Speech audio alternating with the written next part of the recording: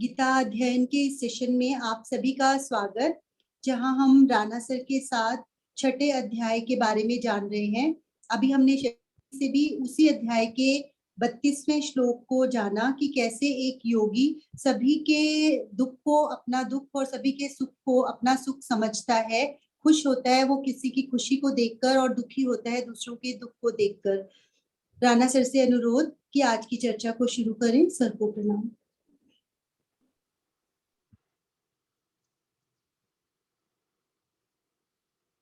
Sir आप mute है।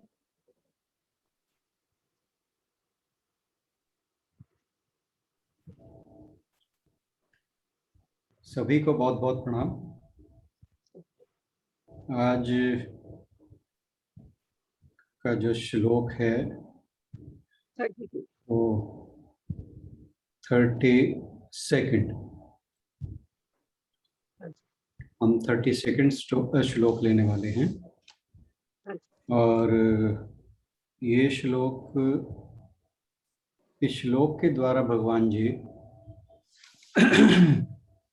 अपनी जो ध्यान योग की चर्चा है उसका समापन करने वाले हैं। हालांकि ये चैप्टर खत्म नहीं हो रहा है श्लोक के साथ, परंतु ध्यान योग की चर्चा समाप्त होगी। तो हम इस श्लोक को थोड़ा, इसका समापन थोड़ा गहराई में जाकर करेंगे। मैं कोशिश करूंगा कि समय ज़्यादा ना ले पाऊँ, परंतु पहले ही क्षमा याचना कर रहा हूँ कि अगर लग जाए तो कोशिश मेरी रहेगी समय पर समाप्त हो। बहन जी जरा श्लोक पढ़ देंगे? हाँ जी सर जी। आत्मौपम्येन सर्वत्र समं पश्यति अर्जुन, सुखं वा यदि वा दुःखं स योगी परमो मतः। अर्जुन, यह आत्मौपम्येन सर्वत्र, जो भक्त अपने शरीर की उपमा से सब जगह मुझे समं पश्यति, समान देखता है, वा सुखम यदि वा दुखम, और सुख अथवा दुख को भी समान देखता है, स परमः योगी, वह परम योगी मतः माना गया है, मेरे मत में वो परम योगी है। हे अर्जुन, जो भक्त अपने शरीर की उपमा से सब जगह मुझे समान देखता है और सुख अथवा दुख को भी समान देखता है, वह परम योगी माना गया है। हाँ जी। तो इस श्लोक में भगवान जी, जैसा मैंने बताया, ध्यान का समापन करेंगे और उनका कहना है, और साथ में इसका जो पूरा विषय है ध्यान वाला, ध्यान योग का, उसका सारांश भी लगभग इसी श्लोक में है।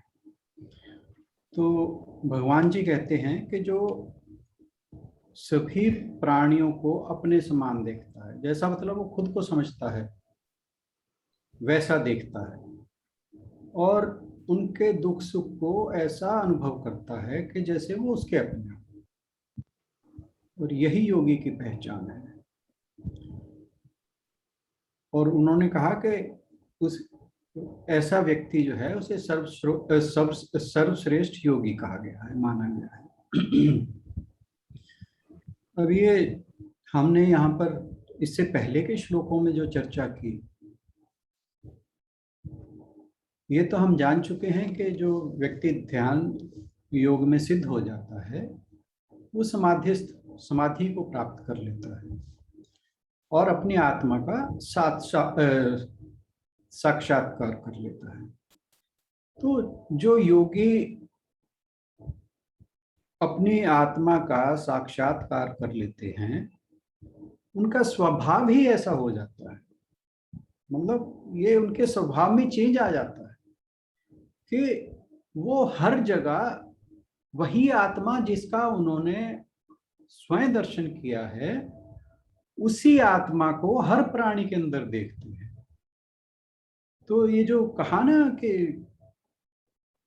आत्मोप्येन सर्वत्र समम, के अपने जैसा सबको देखते हैं, तो ये समाधि की अवस्था पहुंचने के बाद ऐसा उनका स्वभाव हो जाता है।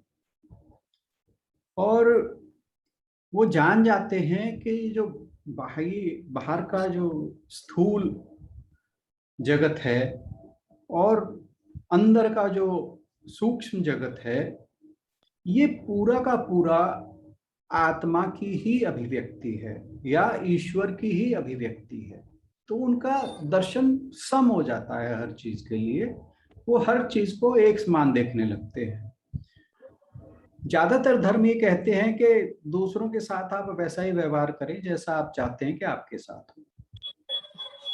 और भगवान जी इस श्लोक में यही कह रहे हैं कि योगी को अपने और अन्य प्राणियों में कोई अंतर नहीं दिखता, और जो योगी है उसका मन इस तरह से विस्तृत हो जाता है कि वो जितने भी प्राणियों के शरीर हैं वो ये समझता है कि जैसा मेरा शरीर है वैसा ही शरीर इनका है, अपने शरीर के जैसे मानता है। इससे पहले, इस अवस्था के पहुंचने से पहले उसे सिर्फ और सिर्फ एक ही बात पता थी कि यह मेरा शरीर है, यह किसी और का है, ये दूसरे का है, ये तीसरे का है, सबके अलग अलग है। परंतु जैसे ही उसे ज्ञान हुआ, इस समाधि की अवस्था तक पहुंचा, ध्यान योग उसका सिद्ध हुआ, तब वह जानता है मैं ही आत्मा हूं और इस शरीर के पीछे नहीं, सभी शरीरों के पीछे यही आत्मा है।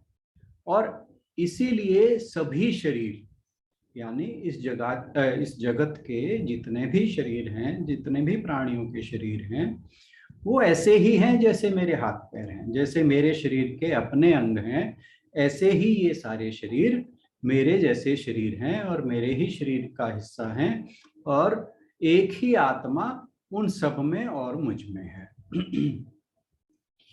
और फिर क्या है कि जब हम या वह योगी की बात करें, अगर हम ये जान लें, इस अवस्था तक पहुंच जाएं, फिर आप सोचिए कि हम किसी को हानि नहीं पहुंचा सकते, क्योंकि किसी भी दूसरे को हानि पहुंचाना, चोट पहुंचाना ऐसा ही होगा जैसे हमने स्वयं को चोट पहुंचा ली। अब जैसे हम खाते वक्त हमारे दांतों से मान लो कभी जीभ कट जाती है, तो मनुष्य कभी अपनी जीभ को दंड नहीं देता। क्यों? क्योंकि उसे पता है ये मेरा ही पार्ट है, मेरा ही अंग। ऐसे ही जब वह सब प्राणियों के शरीर में अपने शरीर जैसा ही देखता है, उन्हें अपने ही शरीर का अंग मानता है, फिर उसके मन से हिंसा का भाव खत्म हो जाता है। वो कभी नहीं चाहेगा कि किसी को नुकसान हो, किसी को चोट पहुंचे। और एक चीज और है कि जो साधारण लोग हैं उनको ये बातें थोड़ी अटपटी लगती हैं, और इसीलिए वो इस सिद्धांत को अपना नहीं पाते। कौन सा सिद्धांत? जो सब धर्म कहते हैं ना कि आदमी हर किसी से वैसा व्यवहार करे जैसा वह खुद के लिए चाहता है। परंतु सामान्य लोग वो इस दृष्टि से लोगों के साथ व्यवहार नहीं करते। क्यों? क्योंकि उनकी दृष्टि में भेदभाव बना रहता है, कहीं जाति के आधार पर, कहीं धर्म के आधार पर, कहीं लिंग के आधार पर। कोई आदमी है, कोई स्त्री है, कोई ऊंची जाति का, कोई नीची जाति का, कोई दूसरे धर्म का। हजारों तरह के डिफरेंसेस जो है मनुष्य के मन में पैदा हुए हैं। तो फिर जब उसके मन में डिस्क्रिमिनेशन रहती है, भेदभाव रहता है, तो नेचुरली उसका स्वभाव भी वैसा ही होगा। वे दूसरों को नुकसान पहुंचाने में उसे तनिक भी उसको दिक्कत नहीं होगी, कोई मुश्किल नहीं होगी, और उसके अंदर कभी भी उसको ये डर नहीं लगेगा दूसरों को नुकसान पहुंचाने में। उसके उलट जो योगी है वो, क्योंकि हर शरीर को अपने ही शरीर का अंग मानता है, जिसमें जो आत्मा उसमें है वही दूसरों में है, फिर वह उसके अंदर से स्वभावतः ये परिवर्तन आ जाता है कि वह किसी को दुख पहुंचाने की स्थिति उसकी नहीं रहती, स्वभाव उसका नहीं रहता। फिर आया यहां पर सुखम वा यदि वा दुखम, यानी वह खुशी का अनुभव करता है। कब? जब दूसरे खुश होते हैं। और किसी को दुख होता है तो उसे ऐसे लगता है जैसे वह दुख उसका अपना है, क्योंकि उसने एक, उसकी जो पहचान है अब यूनिवर्सल हो चुकी है। पहले तो इंडिविजुअल थी, अब यूनिवर्सल हो चुकी है। अब वह अपने आप को एक सिंगल इंडिविजुअल नहीं मानता, बल्कि इस पूरे ब्रह्मांड का एक हिस्सा मानता है। वो उसी का पार्ट समझता है, अपने आप को उससे अलग नहीं समझता। और इसीलिए जब उस पूरे पार्ट में कहीं दुख होता है तो इसलिए उसके लिए वह दुख है, कहीं खुशी होती है तो उसका भी मन हृदय से प्रसन्न, उसका भी हृदय जो है उन भावों से भर आता है, प्रसन्नता के भावों से। तो कृष्ण जी कहते हैं कि योगी वास्तव में एक शरीर के रूप में अपने शरीर से अलग हो जाता है। यानी वह अलग क्यों होगा? क्योंकि दुनिया के सारे शरीरों के साथ अपनी पहचान बना सके। मेरी बात को समझ रहे हैं ना? जैसे कि अपने आप को इस शरीर से अलग करके वो क्यों अलग कर रहा है कि सारे शरीर एक जैसे हैं। वो सारे शरीरों, जो दुनिया के जितने भी शरीर हैं, उन सबको अपने साथ आइडेंटिफाई करते हैं। यानी उसका अहम का भाव खत्म हो गया, जो मैं जिसे हम कहते हैं ना, वह भाव खत्म हो गया। और ऐसे ही वो अपनी फैमिली से अलग हो जाता है ताकि सारी दुनिया उसका परिवार हो जाए। ऐसे ही एक घर से अलग हो जाता है ताकि सारी दुनिया उसका घर हो जाए। तो यानी क्या है कि वो जो सीमित रिश्ते हैं, उन सब रिश्तों से अलग हो जाता है ताकि उसका पूरे विश्व से, पूरे जगत से, पूरे ब्रह्मांड से नाता जुड़ जाए। और इस विस्तार को हम क्या कहेंगे कि उसकी सीमित से असीमित की ओर वापसी है, क्योंकि वास्तव में हम असीमित ही, यानी from limit to infinity, from individual to universal. ठीक है? तो उसका मानना है कि मैं कुछ लोगों से ही सिर्फ संबंधित नहीं रहना चाहता, मैं पूरे ब्रह्मांड का होना चाहता हूं। इसीलिए शास्त्र कहते हैं कि किसी एक के साथ तादात्म्य मत करो, अगर करना है तो सभी के साथ कर लो। यानी तुम अपने आप को एक इंडिविजुअल की तरह मत देखो, अगर देखना है तो हर चीज के पूरे ब्रह्मांड के साथ आइडेंटिफाई कर लो, फिर तुम्हारे सारे दुख दूर हो जाएंगे, सारे भेदभाव खत्म हो जाएंगे। और यही एक अपने इंडिविजुअल सेल्फ, जो हमारा नैरो कंसेप्शन है ना मैं का, वो ऐसे ही खत्म होगा। फिर ना मैं हिंदू हूं, ना मुस्लिम हूं, ना मैं स्त्री हूं, ना पुरुष हूं, ना मैं इंडियन हूं, ना मैं ऑस्ट्रेलियन हूं, ना मैं इंग्लिश हूं। फिर ये सारे भेदभाव खत्म हो जाते हैं। और यही जो है ये भाव कि मैं पूरी सृष्टि का हूं, हर जीव मेरा है, ये जो इस तरह का विस्तार है, इससे उसके अंदर यूनिवर्सल टाइप की एक करुणा का भाव आ जाता है। और ये जो यूनिवर्सल काइंडनेस कहें इसको, ये काइंडनेस जो है ये क्यों आई? उस आत्मज्ञान के कारण। ये जब वह ज्ञान योग की परिणति को पहुंच गया, उसके जो अंतिम चरण है उसको पा लिया उसने, यानी उसने समाधि को पा लिया, फिर उसकी एक यूनिवर्सल आइडेंटिफिकेशन हो जाती है।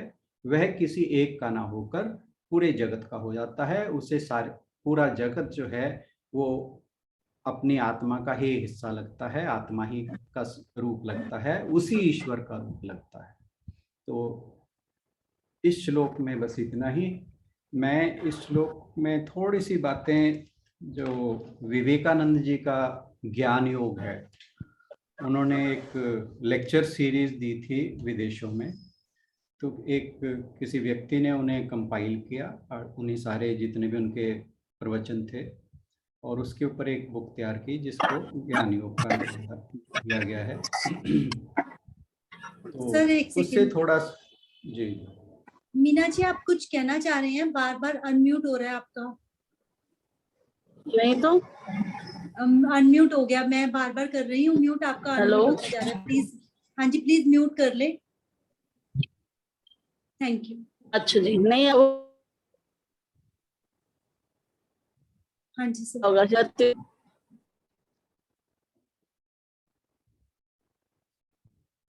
अब हो गया।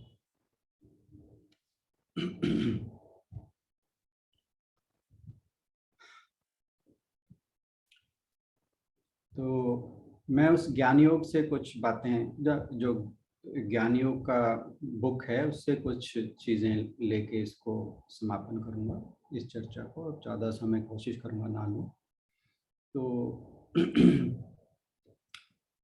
ज़्यादातर जो धर्म है वे कहते हैं कि ये जो संसार है वह दुखों का घर है, और ये कहते हैं कि इस जो दुखों का संसार है इससे परे एक सत्य है जिसे जान लेने पर सारे दुख दूर हो जाते हैं।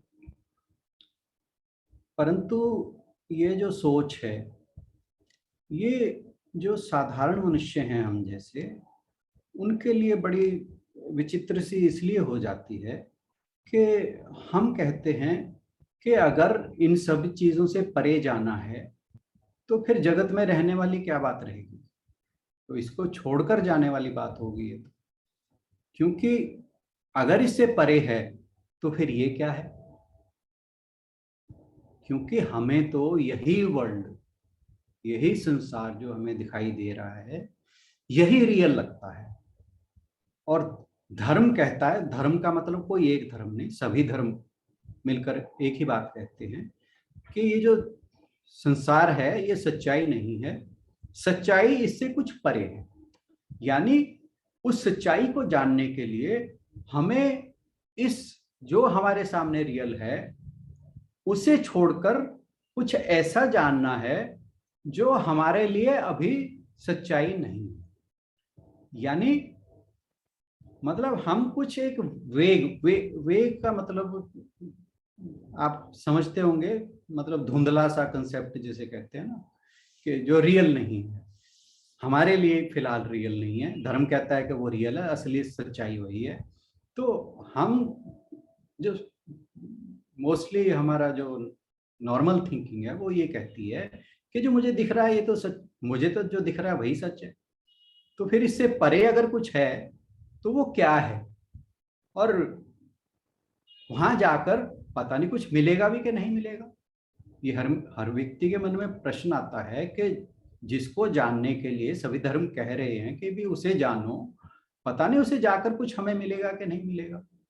तो और फिर ये भी, अब जैसे हम कोई सुनते हैं बातें कि स्वामी विवेकानंद ने ये पाया है, महर्षि रमन को ये मिला है, और या और बहुत हमारे देश में तो सैकड़ों ऐसे उदाहरण हैं। जीसस है, फिर कईयों के लिए जीसस है, किसी के लिए मोहम्मद है, तो मतलब अनगिनत उदाहरण हैं। परंतु ये सारे लोग जो हैं ये गिने चुने लोग हैं। तो जो बाकी का इतना बड़ा संसार है उसके लिए यह जानना, वो सच्चाई जानना, एक ऐसा लगता है कि भी जैसे कहीं ऐसा ना हो कुछ छल हो जाए। तो फिर अब ये ऐसा ही है, मान लो कि एक कहानी है कि एक व्यक्ति है, उसे मच्छर काटता है। तो इसका एक बड़ा हितैषी दोस्त होता है। वो क्या करता है, वो उस मच्छर के ऊपर जोर से प्रहार करता है, और वो इतने जोर से प्रहार करता है कि मच्छर तो मर जाता है, वो बंदा भी साथ में मर जाता है। तो ये जो कुछ बात वो सत्य को जानने वाली है, कुछ ऐसी सी लगती है कि भाई उसे जानने के चक्कर में कहीं ऐसा ना हो ये भी जाता है तो कि भाई या तो तुम इस दुनिया में हो और या इसे छोड़ के कुछ जानो। तो और एक चीज और देखो, हमारे देश में ही अगर आप देखो, कोई व्यक्ति कहे कि मैंने सत्य को जानना है, मैंने तो ये मान लिया है कि भाई ये संसार जो है ये सब माया है, मैंने तो सत्य की खोज करनी है, तो हर कोई कहता है कि अच्छा तू संन्यास ले रहा है ना, कि तू ये दुनिया छोड़ के जंगलों में जाएगा, हिमालय पर जाएगा। तो जनरल परसेप्शन यही है। इसीलिए इस रास्ते पर चलते हुए सबको डर लगता है। तो अब जब ये बातें चल रही थी तो विवेकानंद जी अपने लेक्चर में कहते हैं कि भाई मेरे पास एक ऐसा सॉल्यूशन है कि जिससे इन दोनों चीजों के अलावा भी कुछ है, एक थर्ड ऑप्शन है जिससे हम सच्चाई को जान सकते हैं। कि अब बाकी जगह तो दो ही ऑप्शन है कि या तो इस संसार को छोड़ो, नहीं तो फिर दुखों के साथ रहो। वो कहते हैं कि नहीं, एक थर्ड ऑप्शन भी है, और वो कहते हैं कि जो वेदांत है, हमारे उपनिषद यानी, वो ये सॉल्यूशन हमें प्रोवाइड करते हैं। और जो वो वेदांत का परसेप्शन है या ये कहो कंसेप्शन है, वो क्या है कि वो एक तो पहली बात है वो बड़ा रैशनल है और लॉजिकल है, मतलब वो उसमें प्रॉपर रीजनिंग है, आपको समझ आएगी बात कि हाँ ये ऐसा हो सकता है, मतलब ये अचीवेबल है। तो स्वामी विवेकानंद ने वहां पर फिर एक ईशावास्य सर्वम इदम सर्वम, ये जो ईशोपनिषद का पहला श्लोक था, ये बोल के बताया कि अगर हम ये जान लें कि ये पूरा जगत जो है ईश्वरमय है, तो हमें हमारी जो समस्याएं हैं वो कम हो सकती हैं या खत्म हो सकती हैं। और इसमें मैं एक बात और कहना चाहूँगा, गांधी जी जो थे वो इस श्लोक के, उनको बहुत प्यारा था ये श्लोक। उन्होंने अपनी एक कहीं लिखा है कि अगर हिंदुस्तान से सारे धर्म ग्रंथ खत्म हो जाएं, धर्म का नामो निशान मिट जाए और किसी तरह सिर्फ और सिर्फ ये ईशोपनिषद का पहला श्लोक बचा रह जाए, तो कह रहा समझ लो कि हिंदू धर्म का नाश नहीं हो सकता। ये गांधी जी की वर्डिंग है, ईशावास्य इदम सर्वम, इस श्लोक के बारे में जो पहला श्लोक है। तो इस लाइन का मतलब है कि जो मैं शाब्दिक अर्थ है अनुवाद में, कि सारे संसार को ईश्वर से ढक दो, शब्दों वाला अर्थ लें तो उसका ये मतलब है। तो शंकराचार्य जी जब इस उपनिषद की कमेंट्री लिख रहे थे तो उन्होंने लिखा कि सारे संसार को, सारे ब्रह्मांड को या जगत को ईश्वर से ढक दो का मतलब ये नहीं कि इसको कुछ कवर कर दो, इसका मतलब है कि भाई इस जगत में ईश्वर को अनकवर करो। ईश्वर कहीं गया नहीं है, ईश्वर तो इस जगत में ही है, ये जगत उसी की मैनिफेस्टेशन है, उसको हमें अनकवर करना है। अनकवर कैसे करना है? कहते वो डिस्कवर करके होगा। हमें इस जगत में उस ईश्वर को डिस्कवर करना है।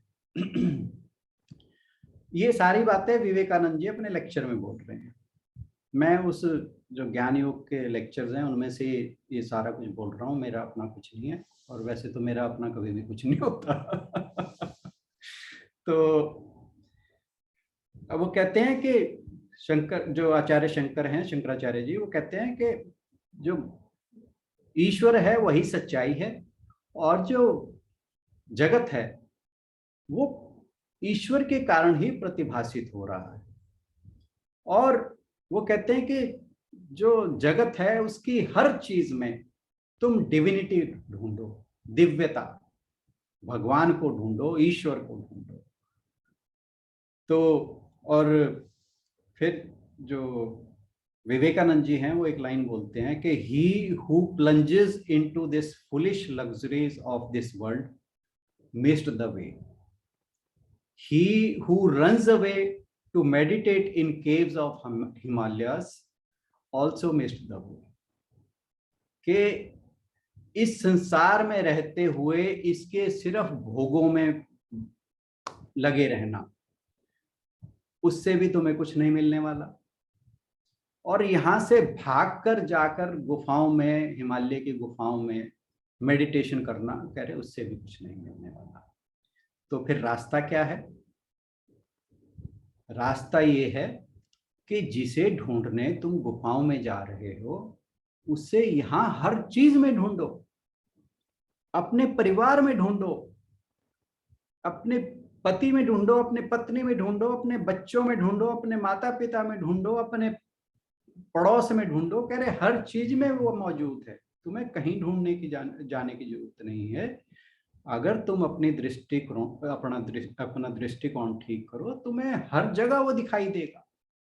और तुम्हें सिर्फ ये जानने की जरूरत है।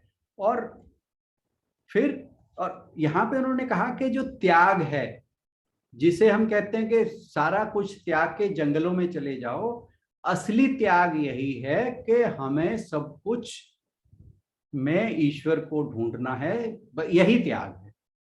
मतलब क्या है कि हमें जो अपना सेल्फ है उसको हर किसी के साथ मर्ज कर देना है।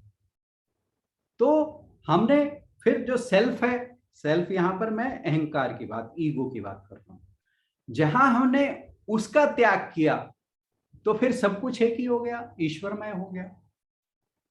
और अब इस लाइन को आप, जो हमारा आज का श्लोक था, उसके साथ जोड़ कर ले। यही भगवान श्री कृष्ण भी यही कह रहे हैं कि जो योगी है वो सब जगह अपने आप, अपने जो शरीर है अपने समान हर किसी को देखता है।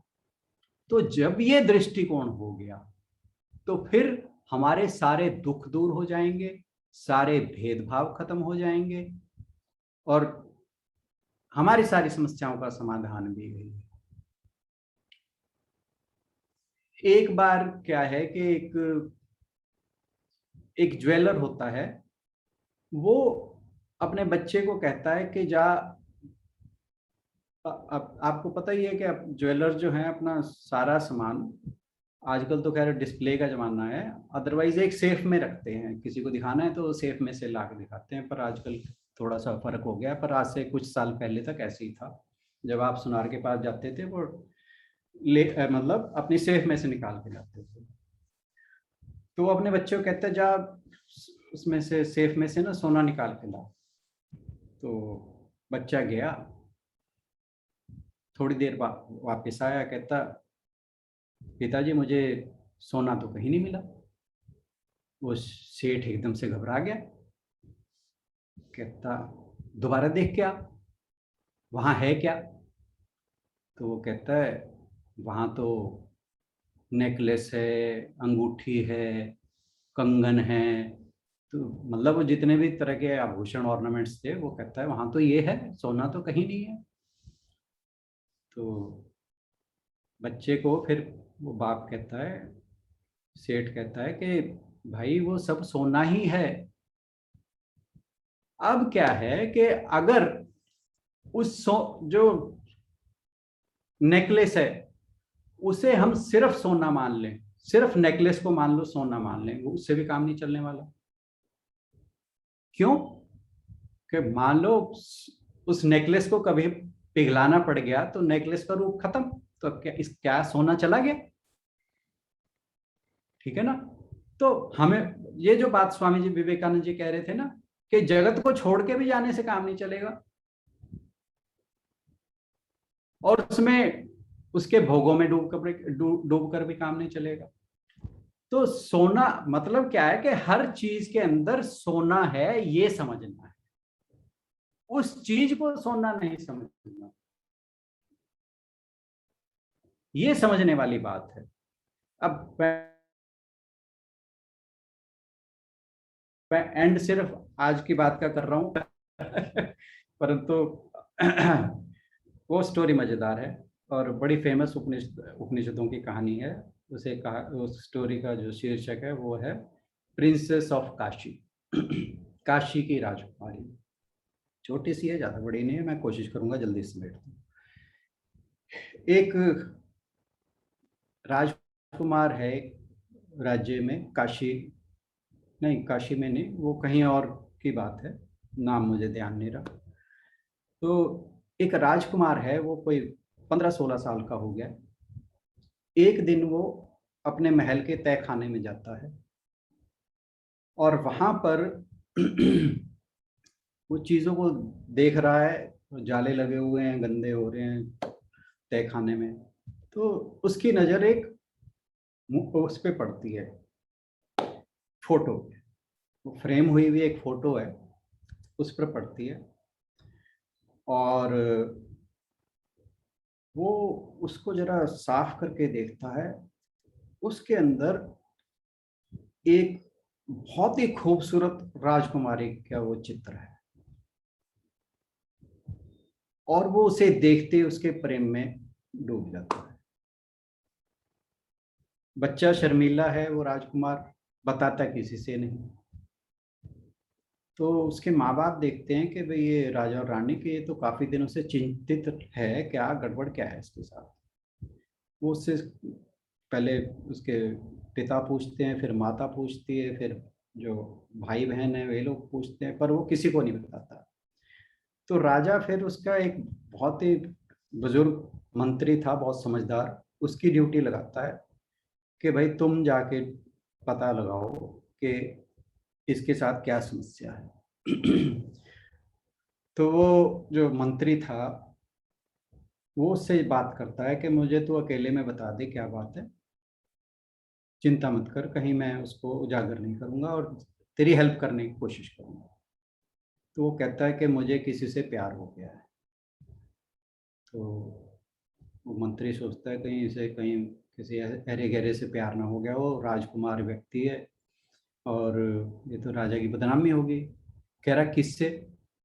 कह रहा एक राजकुमारी से। कह रहा फिर क्या दिक्कत है, तेरा नाम बता। कहता नाम तो नहीं मैं जानता। फिर? कह रहा बस इतना पता है कि वो काशी की राजकुमारी है। कह रहा है तो और भी बढ़िया है। कह रहा कल ही अपना दूत भेज के हम वहाँ रिश्ते की बात करते हैं।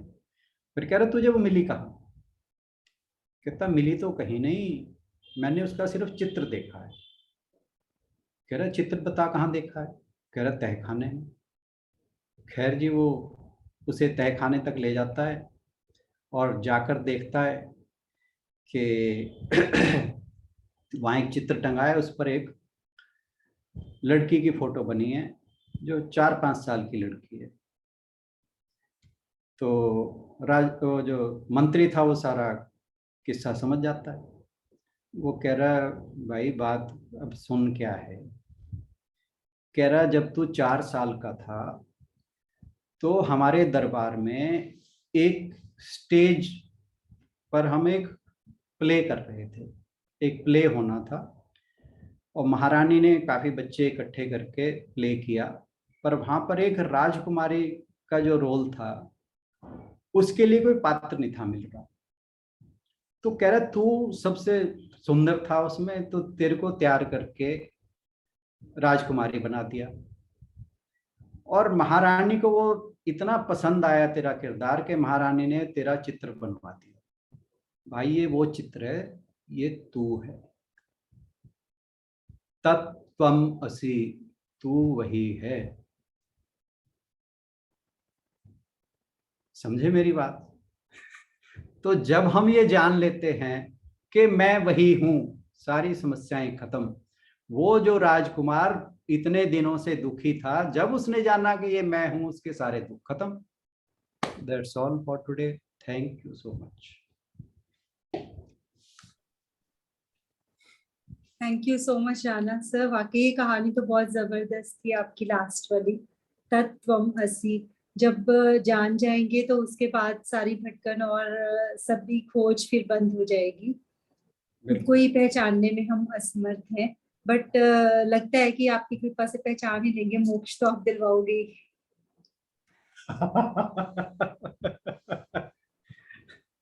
मैंने पहले कल भी कहा था कि मुझे मिलेगा तो मैं आप सबको जरूर दिलवाऊंगा। आप ये मत सोचो कि ये जो मैं कहता हूँ कि मैं ये सारी चीजें करता हूँ, मैं भी बिल्कुल आप जैसा ही हूँ। ये सारी बातें मैं इसलिए बोलता हूँ कि वो मैं एक बात कहा करता हूँ ना, विंडो ऑफ अपॉर्चुनिटी। क्या है कि अगर हम इन चीजों को सारा दिन चर्चा करेंगे, डिस्कस करेंगे और हम याद कर, क्या है, क्या बार बार रिपीट करने से हमें चीजें याद रह जाती है, ठीक है ना। अब क्या है कि जब कभी हम, और हमारे हर बार क्या है, कोई भी परिस्थिति आती है तो हमारे रिस्पॉन्सेज कैसे रहते हैं, जो हमारे संस्कार हैं उनके मुताबिक। परंतु अगर हम इन चीजों को डिस्कस करेंगे, याद करेंगे, रोज चर्चा करेंगे, कहीं ना कहीं सबकॉन्शियस माइंड में थोड़ी सी बैठ जाती है, धीरे धीरे बैठना शुरू हो जाती है। फिर वो जब विंडो ऑफ अपॉर्चुनिटी आएगी, जब वो रिस्पॉन्स हम संस्कार के अनुसार ना दे के वो थोड़ा सा वहां पे रुक के सोचेंगे, तो ये बात हमें याद आएगी और हो सकता है हमारा रिस्पॉन्स बेटर। बस यही एक कोशिश है, हो सकता है कि इस कोशिश के सहारे कहीं कुछ मिल जाए। बिल्कुल सही बात कही आपने, और वही बात मेरे दिमाग में चल रही थी कि बहुत अच्छा श्लोक, और जैसे मैं हमेशा कहती हूँ फिर से कि मेरे नाना जी के ऊपर पूरा पूरा अप्लाई होता है, मेरे नाना श्री ब्रह्मदास शास्त्री जी। और मैं ये बताने से पहले इसीलिए पहले मन में सोच ही रही थी कि रिकॉर्डिंग चल रही होती है, और इसीलिए मैं इस बात को कहना चाहती हूँ, जैसे आपने कहा कि हम तो उनका अभी अंश मात्र भी हमारे अंदर नहीं है, लेकिन बार बार बोलने से शायद हमारे अंदर भी वो गुण आ जाए कि जैसे उनको एक बिल्कुल साधारण जीवन जीते हुए, लेकिन इतना साधारण जीवन होते हुए भी हमेशा दूसरों की हेल्प के लिए तत्पर, कि किसी को पढ़ाई के लिए, हाँ बड़ी सोच समझ के पैसा खर्च करते थे, लेकिन ये पता था कि अगर किसी की पढ़ाई रुक जाएगी बच्चे की, या फिर किसी की शादी में अड़चन आ जाएगी, तो वहां वो पूरी उदारता दिखाते थे, फिर चाहे कुछ जैसे मर्जी उन्हें हेल्प करनी पड़े। तो बुरा का पूरा श्लोक जो आपने समझाया, मुझे तो लगता है कि उनपे अप्लाई होता है। बहुत ही बढ़िया चर्चा, और बहुत अच्छे से आपने बात समझाया हमें। Thank you so much. इसी के साथ इस चर्चा को यहीं पर विराम देंगे और कल मिलेंगे अगले श्लोक के साथ। आप सभी को प्रणाम। एक कंफ्यूजन है, पूछ लो। हाँ जी जी जी बिल्कुल। जैसे हम कहते हैं कि हम अपने सुख दुख में तो समान रहें, लेकिन दूसरों के सुख दुख को अपना समझें, ये थोड़ा सा।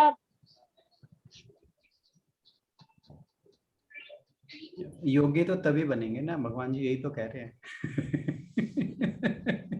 कि जब, अब ये देखिए, अभी हम अपने सुख दुख में समान की बात ठीक है, पहली तो बात ये है, अभी हम उस स्टेज तक भी नहीं पहुंचे हैं कि हम अपने सुख दुख को एक समान समझने लगे। धीरे धीरे कोशिश कर रहे हैं, हो जाएगा। अब ये पहली स्टेज है। नेक्स्ट स्टेज क्या है? अब यहाँ क्या कहा है कि जो योगी है वो अपने शरीर जैसा ही शरीर दूसरों का समझता है। उसे जैसे हमारे हाथ पैर हैं वैसे ही उसे लगता है कि जो बाकी शरीर हैं वो मेरे ही हाथ पैर है।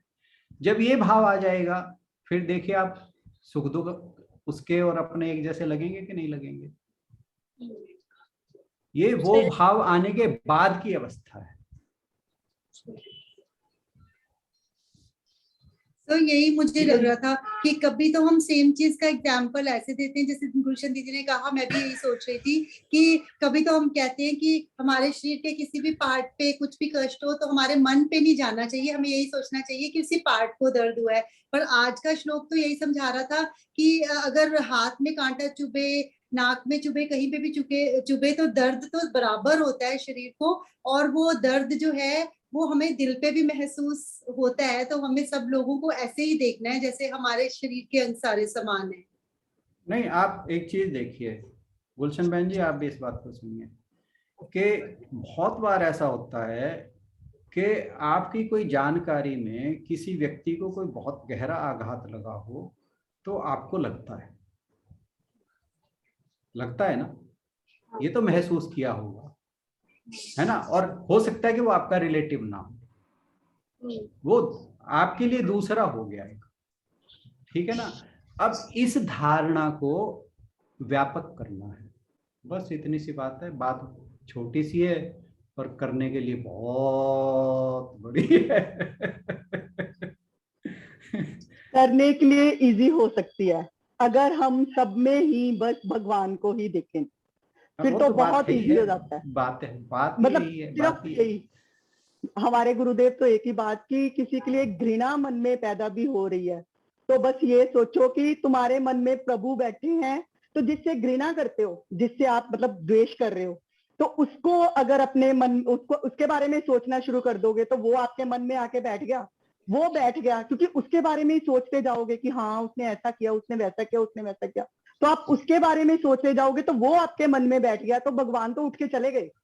तो इसलिए अगर भगवान को बिठाना है तो कोई भी कुछ भी कर रहा है तो उसको मत सोचो, और दूसरे सब में भी उनको ही देखो। तो अगर उनको ही देखेंगे तो किसी को कोई दुख तकलीफ हम खुद भी नहीं दे पाएंगे, और उनको हो रही है तो वो भी हमें समझ में आएगी, उनकी प्रॉब्लम भी हमें समझ में आएगी। बिल्कुल ठीक बात कही। आप ये देखिए कि हम जो मेडिटेशन है उसमें करते क्या है, उसमें यही है कि जब हमारा विचार भगवान से या आत्मा से या हमारे ईश से हटकर कहीं और जाए तो हमें वापस वहीं लाना है। ठीक है ना, जो बात आप कह रहे हो बिल्कुल ही डिट्टो बात यही। ठीक है, अब यहाँ पर थोड़ी सी बात फर्क क्या हो जाती है जो इस श्लोक में आई है कि हम जिस विचार को बदलने के लिए भगवान का विचार ला रहे हैं, अब हमें क्या करना है कि जो विचार हमें तंग कर रहा है, मान लो कोई किसी से द्वेष है, उसका विचार हमें तंग कर रहा है, तो हमें ये सोचना है कि वो ईश्वर उसमें भी वही है, उसे भी वही ईश्वर स्वरूप समझना है। बस बात इतनी सी है। पर ये बातें बस बस कहते तो हैं पर बहुत मुश्किल है। जब वो कहते हैं ना इजियर सेड देन डन, वो वाली बात है। नहीं सर, वैसे कोशिश की हाँ है प्रैक्टिकल भी करने की, अभी हाँ, रिसेंटली बात की है, वही है, रिसेंटली की है, ये प्रैक्टिकल की बात है। वही है। तभी याद है। बहुत बढ़िया है भाई, यही तो मैं क्या कहता हूँ, इस वंडरफुल ग्रुप का यही तो फायदा है। ठीक है ना, जब हम यहाँ इन बातों को करेंगे, आपस में डिस्कस करेंगे, तो फिर जो वो विंडो ऑफ अपॉर्चुनिटी है ना, वहां फिर हम अपना रिस्पॉन्स को चेंज कर सकते हैं। तो कभी ना कभी जब हमारे रिस्पॉन्सेज चेंज होने लगेंगे, फिर जो हमारे पुराने संस्कार हैं वो परत दर परत हटते जाएंगे। बस यही एवोल्यूशन है, ऐसे ही मोक्ष प्राप्ति होगी। Thank you so much. आज बत्रा सर तो नहीं है, पर सर ने हमें बीच बीच में जोक सुना के थोड़ा थोड़ा हंसाया है। तो उन्हीं को याद करके हंस लेते हैं दोबारा से। ठीक है जी, thank you so much. Thank you so much सभी को। सबको बहुत बहुत प्रणाम, बहुत बहुत प्रणाम। हाँ जी, प्रसाद के लिए जूस हो रहा है, प्रसाद के लिए जूस आया आपके लिए। रियल लेकिन जूस। बत्रा सर नहीं है तो यही चलेगा। हाँ बिल्कुल जी, बिल्कुल। ठीक है। उनका जय श्री पदभार कृष्ण जी सबको। किसी ना किसी को तो लेना ही चाहिए। बहुत बहुत शुक्रिया। सुमन जी का भी हर बार रेडी रहती हैं अपना प्रसाद लेके। हम ढूंढते रह जाते हैं पिक्चर, वो सामने ले आती हैं। चलिए जी, थैंक यू सर। ओके जी, जय श्री कृष्ण जी सबको। जय श्री कृष्ण।